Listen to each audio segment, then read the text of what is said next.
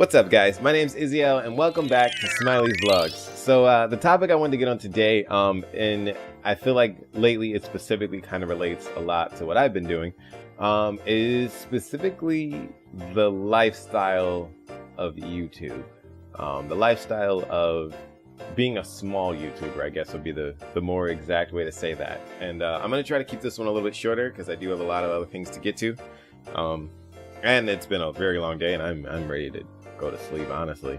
But I want to kind of get to talking about basically what it means to be a new YouTuber or a small YouTuber, and what you do, and how that relates to you, how it relates to your life, all of those kind of situations. And I mean, it's weird to say this, but like, I see a lot of people who kind of go back and do this kind of video when they're big. And in no way at all do I consider myself a big YouTuber right now. No, I'm actually quite a small YouTuber myself, and I think that also makes it a little bit more genuine though, because I'm right in the midst of everything. I mean, everyone else, you see the videos that they have when they tell you about things they used to do, how it used to be, and I'm sorry, I just got distracted. There's a quarter stuffed into the memory slot of my keyboard. Lovely. Either way. So, I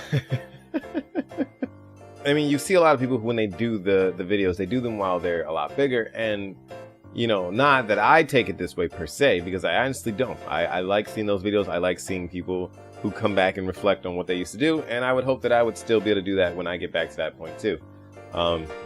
If I ever make it to that point. But I feel like it comes out a little bit more genuine coming from you when you're right in the middle of like being that. A lot of people may see that as kind of like hey, I can't really relate to that because it's always just a story about things. It's a story about how things used to be, when it's like, what, honestly, I'm gonna do one from right while I'm in the midst of it, and I'm gonna just keep going along with that, because then it's like it gives you a full log to like review and see like the full expectations on yourself and how you feel with yourself and everything that you're going through as you're going through it right at that very moment. That sounds like that would reach a lot of people. So that's kind of what I want to do. And coming from my position, yes, I'm not going to say this like I'm an expert. I'm not going to sit here and talk to you about what you should do or how you should do it. I am only going to share my viewpoints and my experiences going through. And what kind of sparked this was that there was a thread on Facebook that I was a part of, where basically there were a lot of veteran YouTubers or people who have been at it for a while, who are basically having a huge discussion about some of the things that small YouTubers are doing wrong. And of course, there's a lot of people who were responding to that. There were a lot of people who were giving, good responses. There were some responses that probably were a little triggered. But overall, the whole thing that I got out of it was that there's truth to it. There's truth to what they're talking about. There's truth to what is going on. There's truth to people basically not accepting YouTube as what it is, which is really more than just posting videos and just hoping that people look at them and like them and all that kind of stuff. And I mean, I'm not gonna lie, like, yeah, once upon a time I did just post videos, and it's never to say that I thought that just posting videos would be enough. It was just, hey, I was going along as I was going along. The first thing that came to mind, hey, I gotta start posting things. I start posting things, I see how that works out, I start working around with other things that I can start doing. But needless to say, even then though, my mind wasn't really focused around the idea of YouTube and how it really kind of works out. And from what I'm starting to see and what I'm really starting to pick up on, and what's starting to change a lot for me, is that YouTube basically is, as you would think, a community. It's not just just posting. It's not just sub for subbing.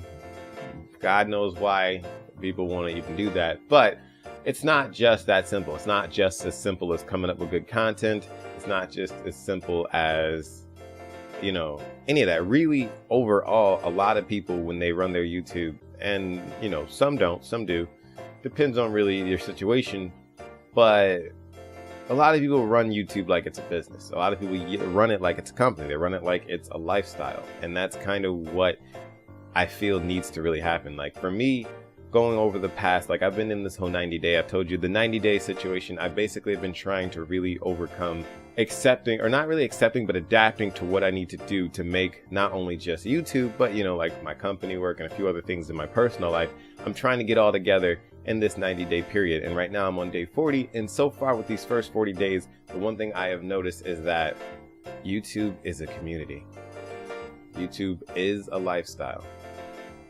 It's not just as simple as just, and I mean, it's not to say that people don't have situations where they do. You know, sometimes people have situations where they manage to, you know, just kind of skyrocket out of the blue, probably. I don't know. They might, depending on what they already have. Maybe they already were living a lifestyle similar to the lifestyle you needed to live in YouTube. You know, maybe they were already actively involved with a lot of people. And so once they just started posting stuff, they already had one thing knocked out of the ball. So really, at the end of the day, even they technically had to adhere to the lifestyle of YouTube. And what I mean, to get into detail about what I mean by that, and to kind of sum it up, is basically, it got to a point where, you know, like at this point, I wake up, you know, I put posts on YouTube in the morning, you know, my typical updates, my typical, you know, whatever information I do as far as the 90 days, anything extra, maybe like an inspirational quote or so. But it's not as simple as just putting that stuff up. It's the way you put it up. It's how you put it up. It's your approach to putting it up. Almost as if you could assume that everything you do is in the real world. And in the real world, let's say, for instance, you know, you got a bunch of people who are in like a park, or maybe a fair, who knows? And you go out there and you want to sell lemonade, right? So, you know, you get up there, everyone goes to this park in the morning. You get out there, you want to sell your lemonade. It is not enough for you to just go into like maybe a Facebook group or something like that and just drop a link. That in a way is almost like just setting up a stand. You just set up a stand and you just put lemonade out. Does that mean people are going to just walk up and just want to drink your lemonade? Really? No, it doesn't mean that. It doesn't mean that. I mean, you might have some damn good ass lemonade. No one's really going to know because they never really had a reason to try it.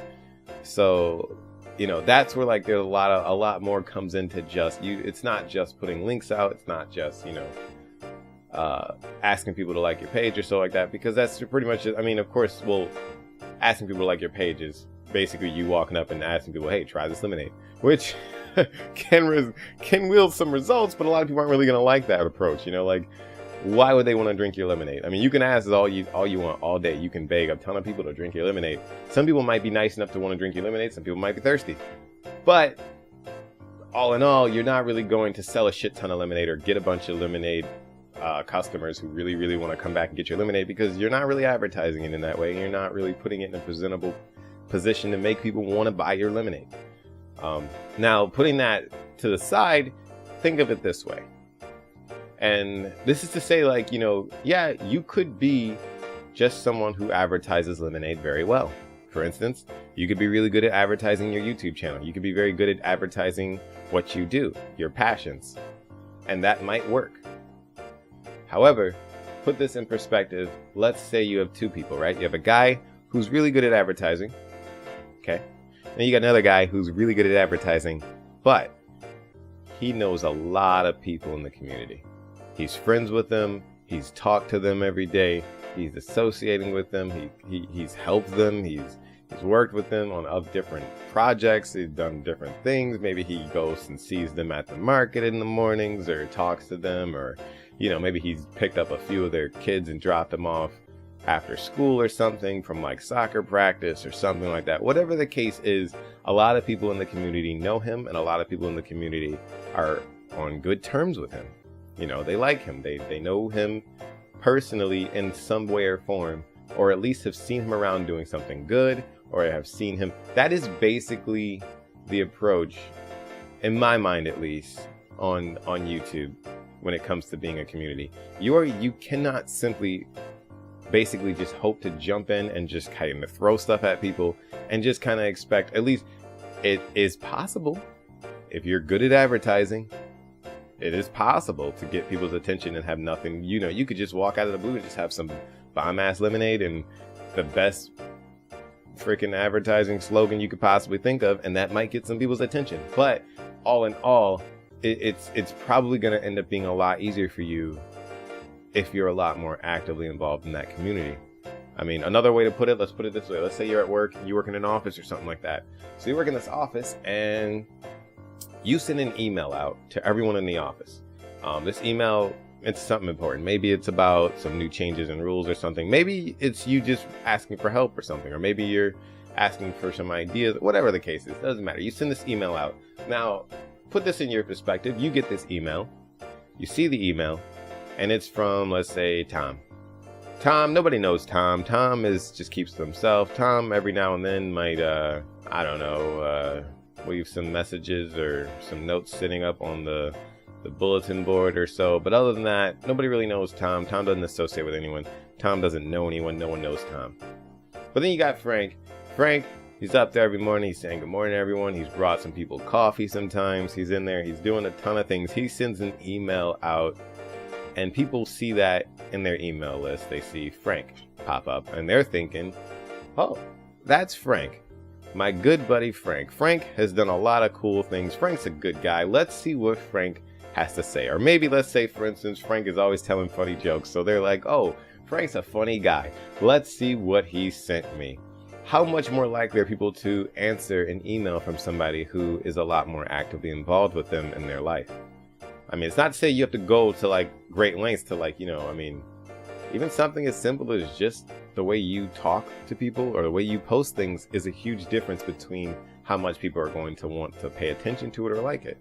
I mean, one of the things I've been trying to work on too as well, and I realized that this is getting longer than I thought I was going to get it, so I'm going to stop trying to limit them, is that when you post things, try to be more open with it. Try to be more interactive with it. I mean, it's not to say that you even have to be like as silly as like, I mean, not silly, but it doesn't say like every time you post, you do not have to basically put out there like, hey, like and subscribe, or hey, can you please like and subscribe? I don't think that's really a necessity. I mean, yes, you need to do it a lot, I imagine, because, you know, you really kind of want to push people to get that idea in their head. You want to keep putting that idea in their head. That's cool. But it doesn't mean that's the only thing you got to do. It doesn't mean that, I mean, if that's what people are used to you just doing, that's the only thing they really come to expect from you. So, I mean, you know, you're kind of shooting yourself in the foot if that's the only thing you're ever doing. And that's the only thing that you deem important enough to do. Sometimes it's just nice to just kind of relate. I mean, a lot of people like to relate. I mean, how many times are you just scrolling through like maybe Facebook or Twitter or something, and you see a post that you relate to, and that immediately kind of gets your mind running on an idea that it relates to, you know? I mean, that's simple. I mean, sometimes, you know, like I'll post things up where it's like, or someone else posts this thing. A lot of people, they'll post things in some of the groups that I'm in that'll basically say like, hey, you know, how many of you guys have dealt with this in like the past few days? Or, you know, hey, how many of you are feeling like this about right now? Or, hey guys, what are you guys doing today? Or what's your plans? Or something like that. It's like, that is interactive. That is good. That is building your relationship with the YouTube community that you're in, whatever that community is, because at the end of the day, these are the people you want to get involved with. No matter how you cut it, these are the people you want to be involved with. They're in your community. And, you know, some of them might become fans of yours. Some of them might become collab partners with yours. Some of them might be inspiration for you. But regardless, at the end of the day, all three of those are amazing things to have for your channel. And they'll all help you out in their own individual way. Nothing should ever really be turned down, though. There's no reason for you to ever think that, hey, I need to be more focused on one thing or another. Because technically, I mean, at the end of the day, if you're working on all of them, I mean, they'll kind of come along, you know? Like, if you're working on doing collabs with other people, you're going to end up getting more subscribers. I mean, you're getting more exposure when you do collaborations. You're getting their exposure and your exposure is mixing together, and that's allowing you to kind of have that chance to really do that. And it really, if at the end of the day, I will tell you, if right now you are struggling or you are worried about your view count, subscribe count, anything, go do a collaboration with someone. I mean, logically, the only thing, like the worst thing that could come out of it is you at least learning what someone else is doing that you probably aren't doing. So, I mean, really, it's never a bad idea. There's really nothing bad that could come out of it at all, even if things don't go well, because at that point, you're just gonna learn what not to do in a collaboration, I guess. Like there's so many chances to learn things that it's like there's no reason to even sit around bothering with worried about it. And I mean, you know, for me especially, like I posted in that thread that I mentioned earlier, the Facebook one, about what things people were doing wrong. And me personally, I'm not going to say that I thought I was doing everything right, because that's not really the case. I know there's a lot of things I still need to learn. I know there's a lot of things I can learn, and I would never turn down a chance to learn something new. That is always my thoughts. I always want to learn something new. You know, I know there's always something I can learn. I know there's always somebody who could teach me something. So I did mention inside of the comments that, you know, hey, like, I completely understand my position. I understand where my sub count is. I understand why it's there. I'm not really so, you know, simple-minded on that idea. However, I also would not turn away the idea or a chance to learn something new. So, you know, if you guys have a chance to, if you want to review my subscriber count or my channel and give me some kind of indication on what I'm doing wrong, I would love that, because that's great. That's feedback. That's progress. That's building me up better. You know, I mean, I don't understand anyone, like, actually, if you look, I did a new banner lately, and you know, a lot of people were telling me that it's hard to read, and I'm not against that. I mean, yes, I will say I intentionally did not make it to be read. I made it to be more of a design. I didn't really care so much that it would be read, because personally the name of my channel pops up right under it, and if you were to get on my channel, you'd have to have clicked on SMILEYZ Productions already anyway. So really, somewhere along the lines, you were going to know the name of my channel before you saw that banner.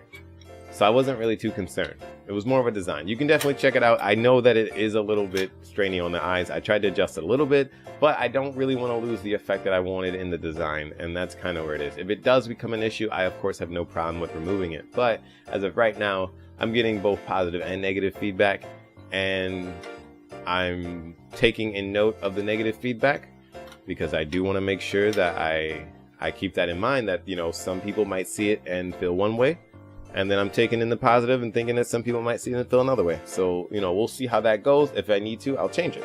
You know, I'm not going to be stubborn about it. Even if I like the design, I'm not going to be stubborn. I can design a million more things. I'm not worried about that part. But it is a design that I really like, and so I'm going to give it a shot, see how it works. If it doesn't work, it doesn't work. You know, I'll fix it.